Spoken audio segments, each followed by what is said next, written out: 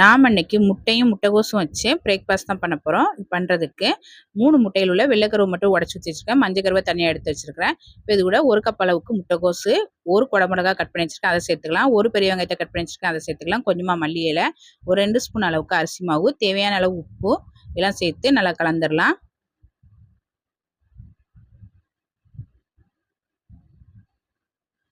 எல்லாம் சேர்த்து நல்லா கலந்தாச்சு. இப்போ அடுப்பில் ஆப்பச்சட்டி வச்சு 1 ஸ்பூன் அளவுக்கு ஆயில் விட்டுருக்கேன். ஆயில் சூடானதும் நம்ம ரெடி பண்ணி வச்ச கலவையிலேருந்து ஒரு கரண்டி எடுத்து ஊற்றிடலாம். இப்போ இதுக்கு மேலே மஞ்சள் கருவை எடுத்து ஊற்றிடலாம். இதுக்கு மேலே கொஞ்சமாக பெப்பர் தூவிடலாம். கொஞ்சமாக உப்பு மூடி போட்டு ஒரு சைடு வேக வச்சிடலாம். ஒரு சைடு வெந்ததுக்கப்புறமா திருப்பி போட்டுடலாம். திருப்பி மூடி போட்டு அடுத்த சைடும் நல்லா வேக வச்சிடலாம்.